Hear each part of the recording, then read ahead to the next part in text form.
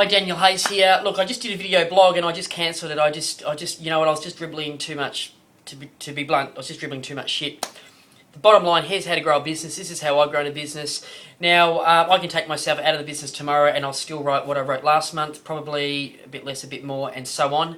So again, you know, I've found it very exciting transitioning from a salesperson to a business owner. Now, not everybody wants to have a business. Some people like being the business, and that's fine. So my pitch, and I'm just sharing my business because I enjoy sharing it. But I'm just sharing what I've done because I was a top salesperson. Half the business, if I'd left it, it would have died. And then I've transitioned that over the last 2 or 3 years to writing virtually nothing and to building a team of substance. But how do you do that? It starts with a couple of things. Now, I can tell a flaky business, I can tell just through picking up a property section or looking on the internet who's running a business that's going to be attractive to salespeople and who isn't. Straight away, if you see the directors advertised on all the property, if you see them, their name first on everything, name on the boards, you know that that's a business that's all about the directors. And those businesses have things like this. When someone rings up, it won't be transparent. All calls will go to the directors, and then the director palms them out. Okay, so that's a business. There are two things why businesses don't grow is because the directors mindset's this.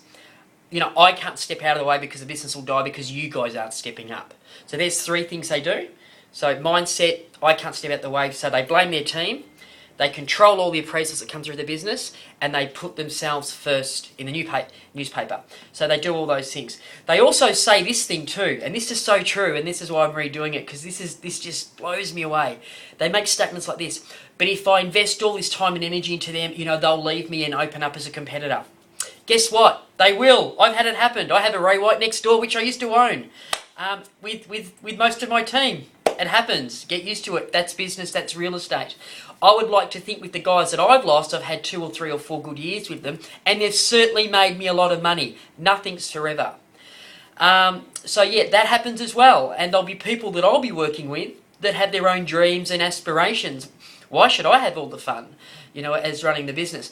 But the important thing is, so they're just some points that I think that people that don't grow, they're the great excuses.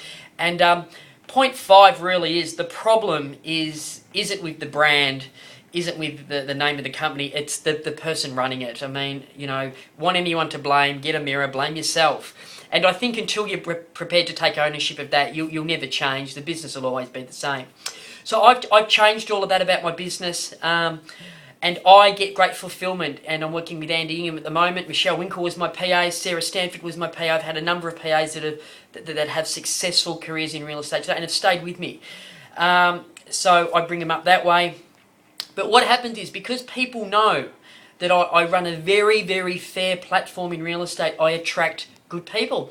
And I would get at least 1 call a week from someone that wants to work for my company. Some people aren't in real estate at all, and some are. And, you know, not everybody gets a run at Hazelwyn Collegiate. It's just the way it is. And, you know, it's a great position to be in. And it's not rocket science. It's through giving to people. And I try and work with people as much as I can, and I train them. And you know, you don't keep everyone. And you know, so I just thought I'd share that. You know, again, my logbook, you know, we take it in turns. Any generic appraisals that come in, so what I mean by generic is if they're not requested, if someone's just ringing up because of the board, market presence, newspaper presence, whatever, we take it in turn. Anybody can pick up that log and look at it at any time.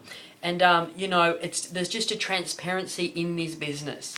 So, you know, I think the key is this, is I've relinquished. It's a bit like with vendors. When I take the control out of it, and just let just let what will be, you tend to operate a lot freer and a lot more, you know, you can be really open with people and really honest.